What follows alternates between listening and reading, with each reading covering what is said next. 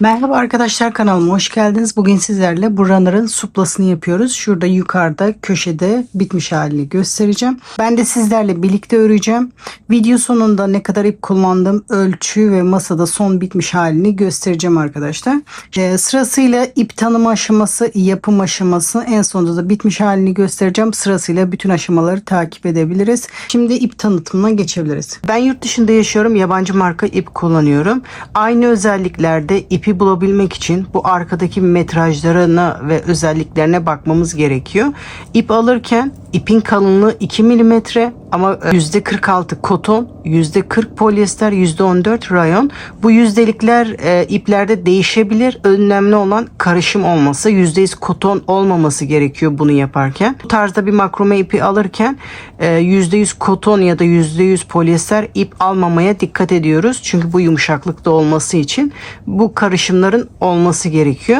Bir de metrajlarına da bakarsanız aynı kalınlığı rahatlıkla bulabilirsiniz. 250 gramda 250 metre ip var.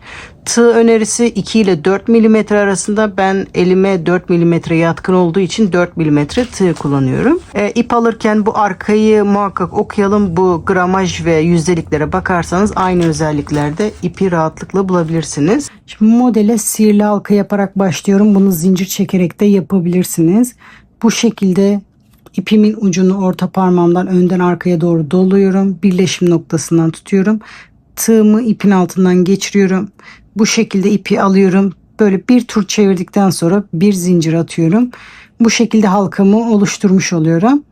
Bu halka yerine zincir çekerek de başlayabilirsiniz. Şimdi bu benim ilk zincirim. Toplamda 7 zincir yapıyorum. 2, 3, 4, 5, 6, 7. Aynı halka içerisinde bir sık iğne.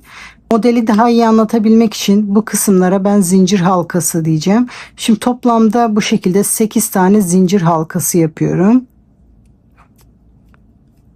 7 zincir aynı noktada bir sık iğne. Şu anda 2 etti. 7 zincir aynı nokta içerisinde bir sık iğne. Bu şekilde toplamda 8 tane yapıyorum. Bu işlemi yaparken de arkadaşlar sizlerden tek ricam bu videolara beğeni atmanız. Beğeni atmadan videoyu geçmeyelim arkadaşlar. Bu tarz videoları hazırlamak inanın çok zahmetli. Ben de emeklerimin karşılığını alabilmem için sizlerin beğenilere ihtiyacım var. Sizler beğeni yaptıkça daha fazla kişilere önermiş olur. Yapmanız gereken sadece aşağıda şu şekilde like işareti var. Ona basarak bana ücretsiz destek olabilirsiniz. Sayfama abone olmak, beğeni yapmak ücretsiz arkadaşlar. Bu şekilde toplamda 8 tane halka yapıyorum.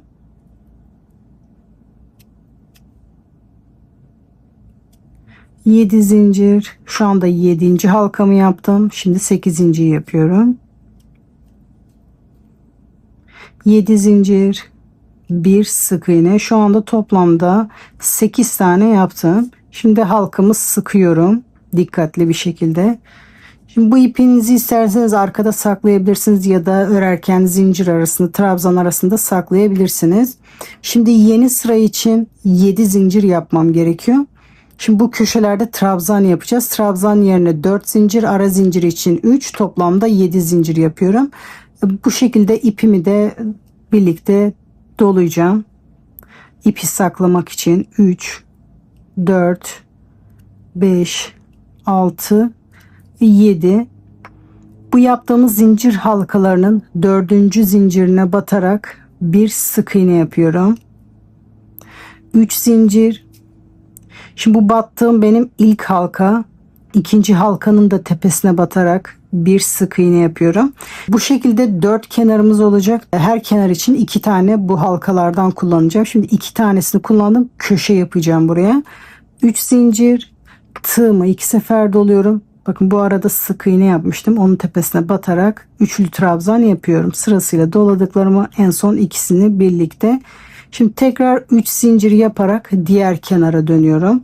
Şimdi sıradaki halkanın 4. zincirine batarak bir sık iğne, arada 3 zincir.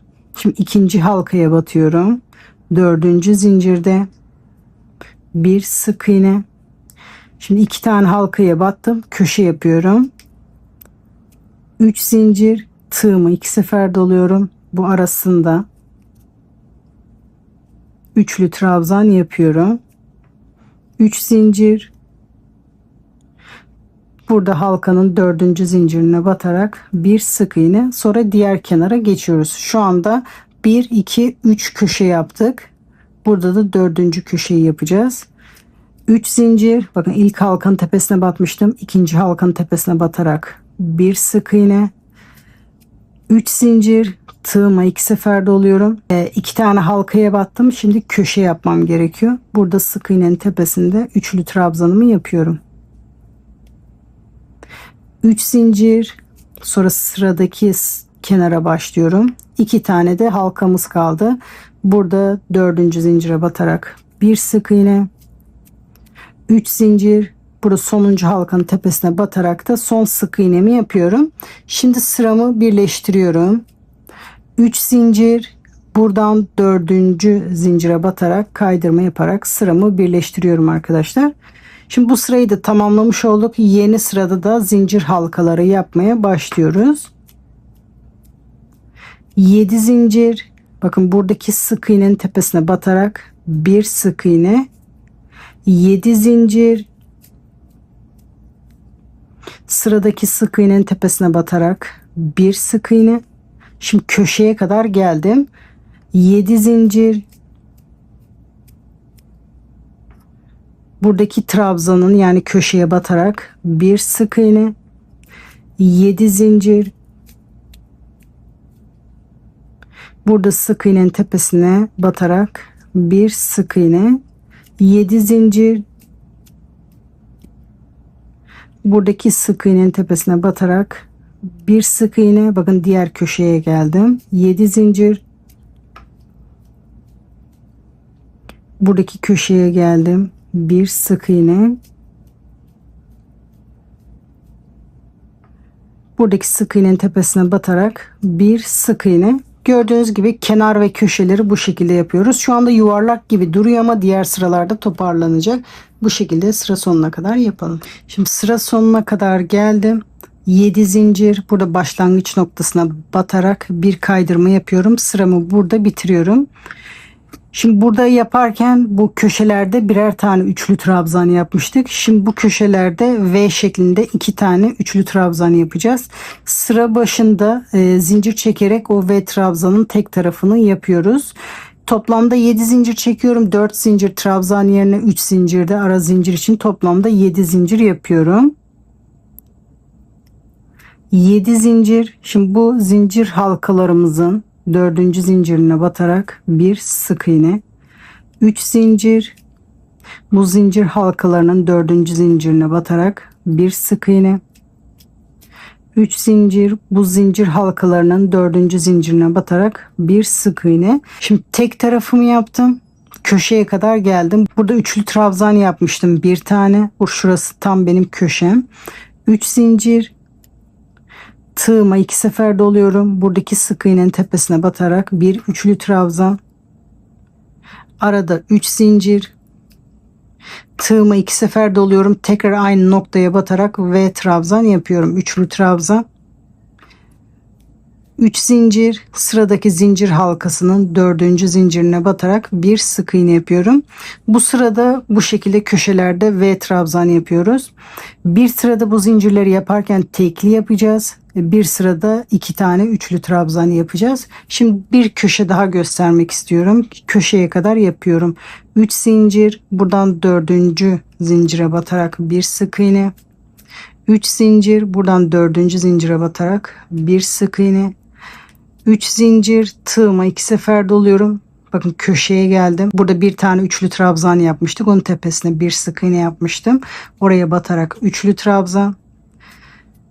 3 zincir, tığıma 2 sefer doluyorum. Aynı noktaya batarak üçlü trabzan yapıyorum. Sonra diğer kenara doğru başlıyoruz. 3 zincir, buradan 4. zincire batarak bir sık iğne. Bunu bu şekilde sıra sonuna kadar yapalım. Sıra sonuna kadar geldim. Köşelerde V trabzan yapmıştım. Şimdi sıra başında sadece tek tarafını yaptık V trabzanın, sıra sonunda da diğer tarafını yapıyorum. 3 zincir, tığımı 2 sefer doluyorum. Aynı noktaya batarak üçlü trabzan yapıyorum. Şimdi sıramı birleştiriyorum. 3 zincir, buradan 4. zincire batarak kaydırma yapıyorum. Sıramı bitiriyorum. Bu şekilde buranın da V trabzanını tamamlamış oluyorum. Şimdi yeni sıraya zincir halkaları yapıyoruz. 7 zincir, burada sık iğnenin tepesine batarak bir sık iğne, köşeye kadar bu şekilde yapıyoruz. 7 zincir, sık iğnenin tepesinde bir sık iğne, 7 zincir, burada sık iğnenin tepesinde bir sık iğne, 7 zincir. Şimdi bu diğer sırada bakın, burada V trabzanı yapmıştık. Burada trabzanın tepesinde bir sık iğne. Şimdi diğer sıralarda karenin düzgün bir şekilde devam etmesi için bu köşede tekrar bir sık iğne yapmam gerekiyor. 7 zincir. Bu diğer sırada yaptığımız V trabzanın arasında 3 zincir vardı. İkinci zincirine batarak bir sık iğne yapıyoruz. Bu şekilde çoğaltma işlemini yapmış oluyorum. 7 zincir. Bu V trabzanında yapmış olduğumuz diğer taraftaki trabzanın tepesine batarak bir sık iğne yapıyoruz. Sonrasında normal kenar işlemine devam ediyoruz. 7 zincir. Sıradaki sık iğnenin tepesine batarak bir sık iğne yapıyorum. Bu köşeyi de tekrar göstermek istiyorum. 7 zincir, sık iğnenin üzerinde bir sık iğne, 7 zincir, sık iğnenin üzerinde bir sık iğne. Şimdi köşeye kadar geldim. Diğer sırada yaptığım V trabzan. 7 zincir, burada trabzanın tepesinde bir sık iğne. Şimdi burada tekrar bir köşe işlemi yapıyorum. 7 zincir, burada ikinci zincire batarak bir sık iğne. Şimdi diğer yana doğru dönüyoruz. 7 zincir, burada trabzan tepesinde bir sık iğne, 7 zincir, burada sık iğnenin tepesinde bir sık iğne yapıyorum. Bu şekilde kenarları buradaki gibi, köşeleri de bu şekilde çoğaltma işlemi yaparak sıra sonuna kadar yapalım. Şimdi sıra sonuna kadar geldim. Burada köşelerde batarak sık iğne yapmıştık bu V trabzanların içinde. Şimdi sıra başında bunu henüz yapmadık. Şimdi köşe işlemini yapıyorum. 7 zincir, bakın V trabzan burası. İkinci zincirine batarak bir sık iğne. Şimdi hem sıramı birleştirmem gerekiyor hem de tepesinden başlamam gerekiyor. 3 zincir, tığıma 2 sefer doluyorum. Burada başlangıç noktasına batarak üçlü trabzan yapıyorum. Bu şekilde son halkayı da bu şekilde yapıyorum. Hem de tepesinden başlamış oluyorum. 3 zincir, buradaki zincirin 4. zincirine batarak bir sık iğne. 3 zincir, buradaki zincirin 4. zincirine batarak bir sık iğne. 3 zincir, bunun tepesine batarak bir sık iğne. Köşeye kadar bu şekilde devam ediyoruz. Şimdi köşeye kadar geldim. Diğer sırada 2 tane trabzan yapmışım. Bu ilk sıradaki gibi tekli yapmam gerekiyor burada. 3 zincir, tığıma 2 sefer doluyorum. Bu köşede yapmış olduğum sık iğnenin orada bir tane üçlü trabzan yapıyorum. Sonra diğer yöne dönüyorum. 3 zincir, burada zincirin 4. zincirine batarak bir sık iğne yapıyorum. Sonra diğer kenara devam ediyoruz. 3 zincir, burada zincir halkalarının 4. zincirine batarak bir sık iğne yapıyorum.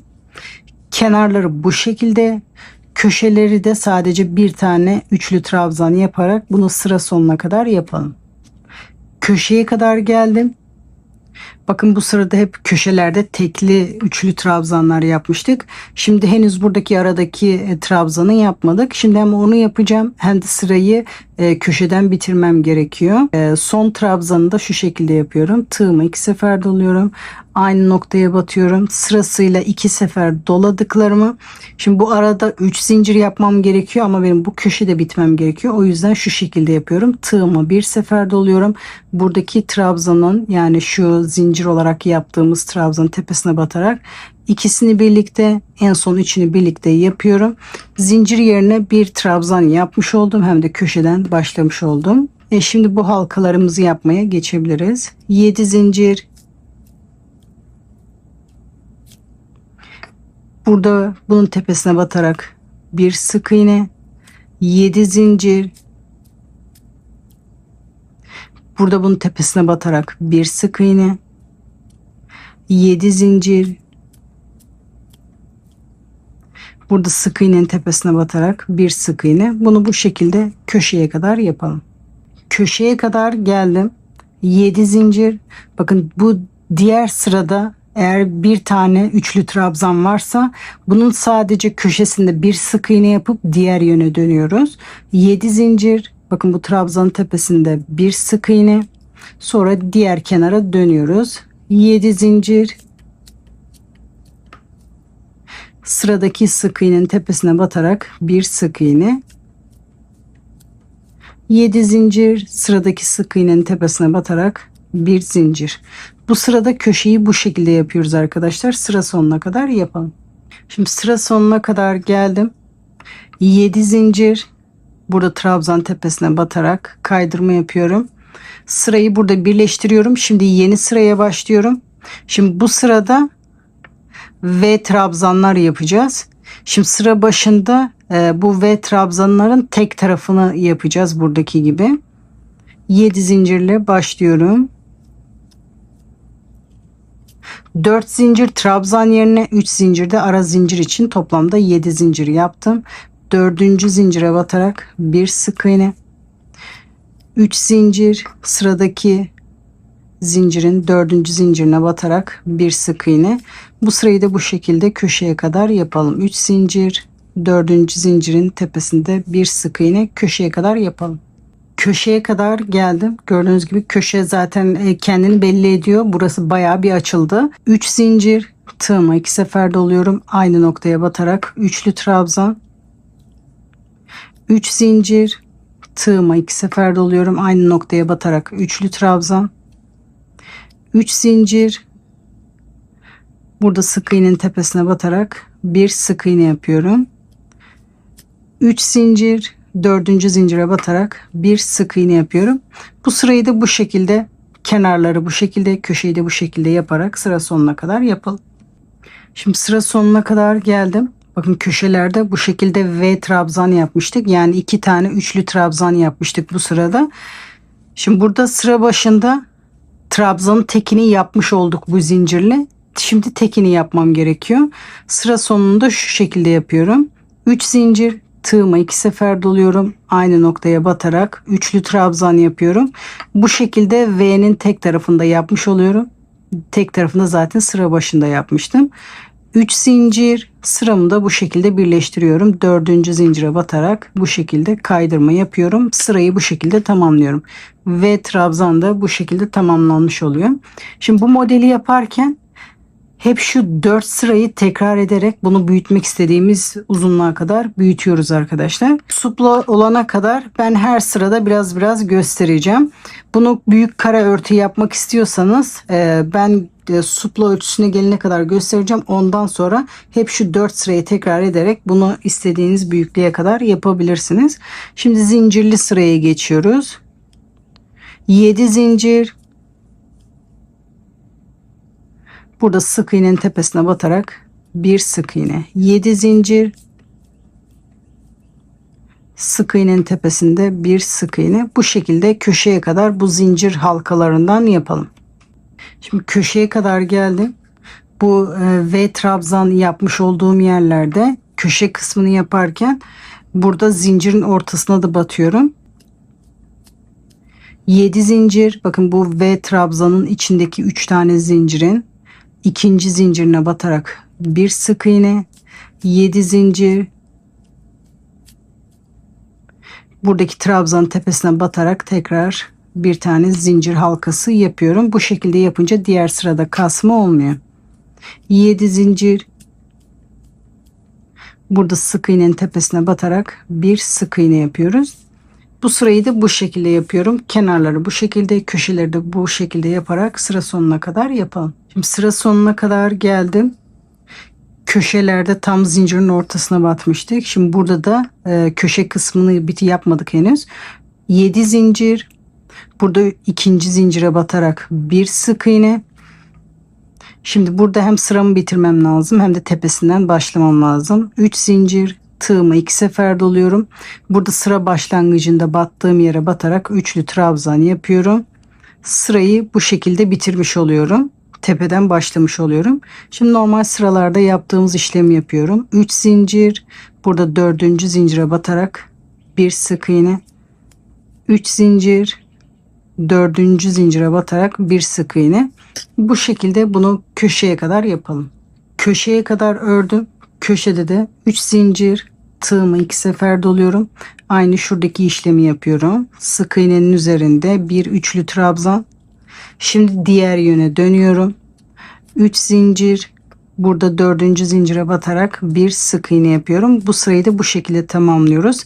Kenarları bu şekilde, köşeleri de sadece bir tane üçlü trabzan yaparak bu sırayı tamamlıyoruz. Sıra sonuna kadar yapalım. Sıra sonuna kadar geldim. 3 zincir, şu anda köşeyi yapacağım. Tığımı 2 sefer doluyorum. Sık iğnenin üzerinde. İkisini birlikte, son ikisini tığımda tutuyorum. Ortada bitmek için bu işlemi yapıyorum. Şimdi bu arada 3 zincir yerine trabzan yapıyorum. Tığımı bir sefer doluyorum. Burada bunun tepesine batarak ikisini birlikte, sonra üçünü birlikte yaparak hem sırayı bitirmiş oluyorum hem de ortadan başlamış oluyorum. 7 zincir, buradaki yani şu zincirli olarak sayıyoruz. Burada trabzanın tepesine batarak bir sık iğne, 7 zincir, burada sık iğnenin tepesine batarak bir sık iğne. Bu sırayı da bu şekilde yapıyoruz. 7 zincir, sık iğnenin üzerinde bir sık iğne. Bu şekilde köşeye kadar yapalım. Köşeye kadar geldim. Bu sırada 7 zincir, bakın burada tek trabzan yapmıştık. Onun üstünde bir sık iğne, 7 zincir, sonra diğer tarafa geçiyoruz. 7 zincir, burada sık iğnenin üzerine bir sık iğne yapıyoruz. Diğer kenarları bu şekilde, köşeyi de bu şekilde yaparak sıra sonuna kadar yapalım. Sıra sonuna kadar geldim. 7 zincir, buradaki trabzan tepesine batarak kaydırma yapıyorum. Burada sırayı bitiriyorum. Bu zincirli sıra burada bitmiş oluyor. Şimdi yeni sıraya başlıyoruz. Buradaki gibi başlıyorum. 7 zincir. Burada zincirin 4. zincire batarak bir sık iğne. 3 zincir. Tepesine batarak bir sık iğne yapıyorum. Bu şekilde 3 zincir, bir sık iğne. Köşeye kadar yapıyoruz. Köşeye kadar geldim. Köşede de bakın burada trabzan yapmıştım diğer sırada. 3 zincir, tığıma 2 sefer doluyorum. Sık iğnenin üzerinde üçlü trabzan. 3 zincir, tığıma 2 sefer doluyorum. Aynı noktada üçlü trabzan. 3 zincir, buradan 4. zincire batarak bir sık iğne yapıyorum. Kenarları bu şekilde, köşeleri bu şekilde yaparak sıra sonuna kadar yapalım. Şimdi bu sırayı da sıra sonuna kadar geldim. Bunu da aynı buradaki gibi bitiriyorum. 3 zincir, tığıma 2 sefer doluyorum. Aynı noktaya batarak üçlü trabzan yapıyorum. 3 zincir, buradan 4. zincire batarak kaydırma yapıyorum. Sıramı bu şekilde bitiriyorum. Bunu daha fazla genişletmek istiyorsanız bu 4 sırayı tekrar ederek bunu istediğiniz genişlik kadar yapabilirsiniz. Ben şu anda supla yapacağım için bu sırada bırakıyorum. Bu gözünüze hala küçük geliyorsa bir sıra daha ekleyebilirsiniz. Şu sırayı tekrar ederek bunu tekrar büyütebilirsiniz arkadaşlar. Bu benim için yeterli olduğu için kenar oyasına başlayacağım. Bu oyayı istediğiniz alanlarda kullanabilirsiniz arkadaşlar. 2 zincir, tığıma bir sefer doluyorum. Bu aynı noktaya batarak trabzan yaparmış gibi ilk önce ikisini yapıyorum. Tığımda tutuyorum. Tekrar tığımı bir sefer doluyorum. Sık iğnenin tepesine geliyorum. İpimi alıyorum. 2 sefer doladığımı sonra üçünü birlikte yaparak bu şekilde trabzanımı tamamlıyorum. Şimdi tomurcuk kısmını yapıyorum. 2 zincir. Bakın az önce üçünü birden yaptığım bu ilmeklerin içinden beri tığımı geçiriyorum. Kaydırma yapıyorum ilmeğin içinde, bu şekilde iz sürme yapıyorum. Tomurcuk kısmında bu şekilde hallediyoruz. 2 zincir. Burada aynı sık iğnenin tepesine batarak bir sık iğne yapıyorum. İlk sivri kısmı bitirmiş oluyoruz. Şimdi ikincisine devam ediyorum.